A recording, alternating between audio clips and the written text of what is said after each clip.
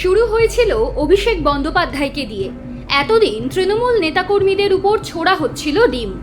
এমন ঘটনা রাজ্যে কেন ঘটছে তা নিয়ে প্রশ্ন তুলে দিয়েছিল উচ্চ আদালত। এবার তেমনই ঘটনার মুখে পড়তে হলো সিপিআইএম নেত্রী মীনাক্ষী মুখার্জিকে, যা নিয়ে সরব রাজ্য রাজনীতি। সমস্ত মহল থেকে এ নিয়ে প্রতিবাদ করা হয়েছে।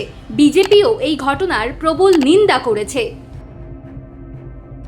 শীতলকুচিতে দুদিন আগে মৃত্যু হয় সিপিআইএম কর্মী মন্টু মিয়ার। সিপিআইএমের দাবি তিনি খুন হয়েছেন বলে আশঙ্কা করছে পরিবার, কিন্তু পুলিশ শুরুতে অভিযোগ গ্রহণ করছিল না। অনেক পরে অভিযোগ গ্রহণ করা হয় বলেই দাবি সিপিআইএমের। অন্যদিকে শীতলকুচির এক বাসিন্দা মুম্বাইয়ে কাজ করতে গিয়ে নিহত হন। সেই পরিযায়ী শ্রমিকের দেহ ফিরিয়ে আনতেও যথাযথ পদক্ষেপ করা হচ্ছে না বলেই দাবি বামেদের। এই দুই ঘটনার প্রতিবাদে মঙ্গলবার জেলাশাসকের দফতর ঘেরাও কর্মসূচি ছিল। তার আগে শীতলকুচিতে মীনাক্ষী মুখার্জির গাড়ির উপর হামলা হয় বলেই অভিযোগ তোলেন বাম নেত্রী। মঙ্গলবার সকালে মন্টুর পরিবারের সঙ্গে দেখা করতে যান মীনাক্ষীরা।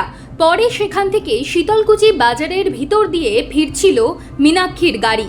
ওই সময়ই একদল জনতা তাঁর গাড়ি লক্ষ্য করে ডিম বর্ষণ শুরু করে। সিপিএম নেত্রীর অভিযোগ, বিজেপির কর্মীরাই এই হামলা চালিয়েছে। পুলিশের বিরুদ্ধেও নিষ্ক্রিয়তার অভিযোগ তুলেছেন তিনি।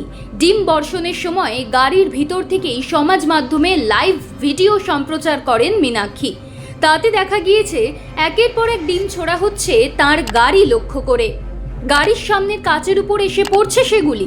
সিপিআইএমের কেন্দ্রীয় কমিটির সদস্য মীনাক্ষী বলেন, এটা হচ্ছে বিজেপি। আমার অপরাধ কি? গাড়ি এখানেই দাঁড়াবে, গাড়ি সরবে না। আগে এখানকার পুলিশ অ্যারেস্ট করবে, পরে ঢিলও পড়েছে বলে অভিযোগ। মীনাক্ষীর দাবি, তার সঙ্গে থাকা সিপিএম কর্মীদের গাড়ি থেকে নামিয়ে হেনস্থা করা হয়েছে। পুরো ঘটনা পুলিশের সামনে ঘটলেও কোনো ব্যবস্থা নেওয়া হয়নি। ঘটনাস্থল থেকে কোচবিহার সদরে পৌঁছে জেলার পুলিশ সুপারের দফতরের সামনে অবস্থানে বসেন তিনি। প্রায় 2.5 ঘন্টা অবস্থানের পরে ডিএসপি মকসেদুর রহমান অভিযুক্তদের বিরুদ্ধে ব্যবস্থা নেবার আশ্বাস দেন। তিনি প্রশ্ন তোলেন, আমরা প্রাণ নিয়ে মান সম্মান নিয়ে রাস্তায় চলতে পারবো না, এটাকে আইনের শাসন বলে? অবস্থান তুলে মীনাক্ষী বলেন, আমাদের কর্মীর বাড়িতে যাচ্ছিলাম, এটা কি অপরাধ? যারা আক্রমণ করেছে পুলিশ সুপার বলছেন যে তারা গ্রেফতার হয়েছে, তবে আমরা উঠেছি।